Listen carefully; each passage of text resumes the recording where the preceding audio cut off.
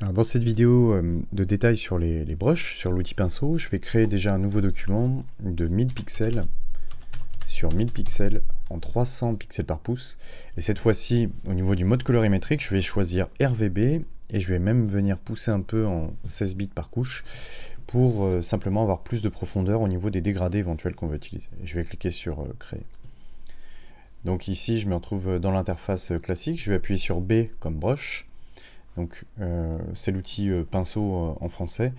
Et on va regarder un peu le détail qu'il peut y avoir. Donc je suis sur un arrière-plan qui est verrouillé. Je vais tout de suite créer un nouveau calque ici. Et je vais définir différentes zones pour pouvoir venir travailler à l'intérieur. La première chose que je pourrais faire, c'est prendre l'outil de sélection. Donc avec le raccourci M.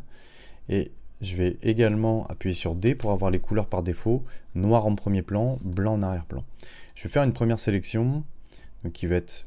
Voilà, peu importe la taille, mais c'est juste que je vais remplir cet élément-là en noir en faisant Alt, retour. Je vais dupliquer cette ligne avec CTRL J, donc ça va dupliquer le calque qui est actif. Puis ensuite, je vais faire CTRL T et je vais venir sur les coins ici pour faire tourner cette ligne-là. Et voilà, en maintenant, une fois que vous êtes en train de tourner, vous maintenez majuscule, ça va l'obliger à rester droit. Et je pourrais ici étirer ma ligne si elle n'était pas éventuellement assez grande. Je vais maintenir CTRL, je vais sélectionner ici mes deux calques sur lesquels il y a une ligne, et je vais faire CTRL ou commande E pour venir fusionner ces éléments-là. On peut aussi aller faire un clic droit et fusionner les calques. Attention, pas les calques visibles, uniquement les calques. Si vous fusionnez vos calques visibles, vous allez tout écraser au niveau de ces deux images-là, alors que je ne veux pas toucher à l'arrière-plan. Je vais rajouter ici peut-être un nouveau calque, pour pouvoir travailler par-dessus tranquillement. Alors au niveau de l'outil, vous avez ici obligatoirement, ici j'ai pas d'outil défini, donc c'est pas très gênant, mais on va regarder ensemble. Donc ici, vous avez une bibliothèque de forme générale.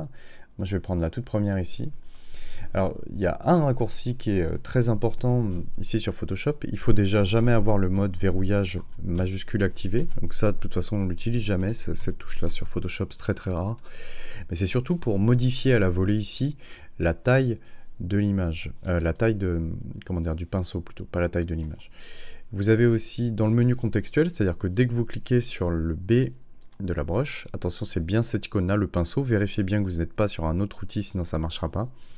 Au niveau vous avez l'opacité, c'est-à-dire est-ce que je peins plus ou moins fort. Donc ici, je vais utiliser une opacité à 100, un flux à 100%, et le lissage, pour l'instant, on va le laisser aussi tel quel. Le raccourci le plus important, donc sur Windows, vous maintenez Alt, et avec votre clic droit, en allant vers la droite, vous allez augmenter, en allant vers la gauche, vous allez diminuer, vers le haut, vous allez ici diminuer la dureté, et en allant vers le bas, vous allez augmenter la dureté. Okay. Sur Mac, c'est en appuyant sur CTRL et Option, et avec votre clic droit, vous allez pouvoir faire exactement pareil, aller vers la droite, vers la gauche, vers le haut ou vers le bas. Et ce que je vous invite, c'est à tester une première fois. Donc on va tester avec par exemple une taille aux alentours de 350, quelque chose comme ça. Vous allez venir mettre la dureté à 100% et l'opacité à 100, vous allez faire un clic. Maintenant on va faire exactement la même chose, mais cette fois-ci on va venir mettre la dureté à 0. Et donc vous voyez que c'est exactement la même taille, mais l'effet n'est pas du tout le même.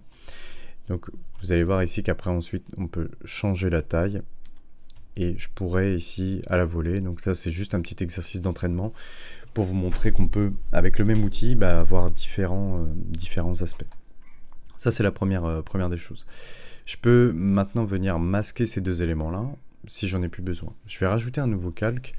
Maintenant, ce qu'on va regarder, c'est que ici, dans le panneau de paramètres des formes, qui est tout en haut, ici, vous pouvez venir choisir un certain nombre de brushes qui vont être différentes. Alors, au niveau des brushes, on peut en rajouter certaines, on peut vraiment jouer avec ça. Donc, on se servira parfois de certains éléments, mais vous pouvez créer vos propres éléments pour venir avoir des éléments différents et pouvoir avoir des styles différents. Ce qu'on va faire dans un premier temps, ici, là, c'est qu'on va sélectionner l'outil de sélection rapide qui va être rond, arrondi. Donc j'ai fait un clic droit, je suis venu prendre l'ellipse. Je vais regarder ici, hop, je vais me placer à peu près au centre, et je vais maintenir Alt pour en fait faire un rond qui va partir ici de mon centre de gravité, de l'endroit où j'ai cliqué.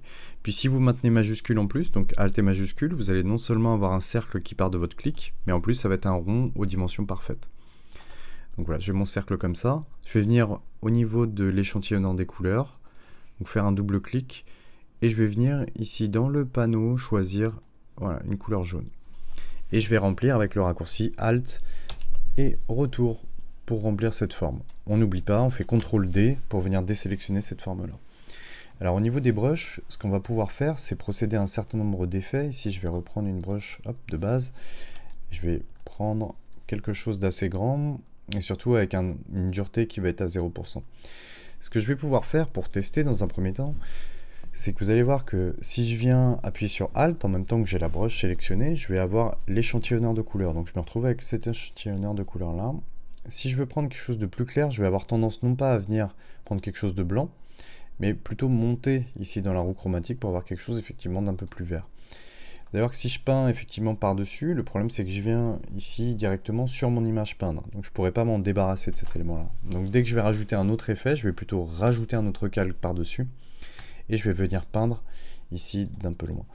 Là où ça va être un petit peu magique, c'est qu'on va pouvoir utiliser une option qui s'appelle le masque d'écrêtage, qui va nous permettre de dire à cette forme-là, attention, tu ne vas t'afficher que dans la forme d'en dessous. Démonstration, si je fais un clic droit, non pas sur le label, attention, mais bien sur le calque, je vais pouvoir ici créer un masque d'écrêtage. Donc vous voyez que maintenant, ma peinture que j'ai réalisée dans le calque 3 vient se placer sur la forme du calque 2. Donc si je refaisais pareil, avec cette fois-ci une couleur un peu plus chaude en dessous, je vais me retrouver ici, voilà, avec quelque chose qui va venir ombrer, et ça va être beaucoup plus facile que de venir effacer à chaque fois ces éléments-là. Donc je pourrais après venir, pourquoi pas, choisir du blanc, et venir ici, venir mettre un dernier reflet sur mon élément. Donc on va avoir maintenant un espèce de simili effet 3D, mais c'est surtout pour vous montrer comment je joue avec ma texture ici. Donc ça c'est au niveau du masque d'écrêtage, et on va voir bien d'autres techniques après qui sont liées au brush. Voilà déjà pour cette première partie sur les brosses et les différents effets qu'on peut réaliser avec.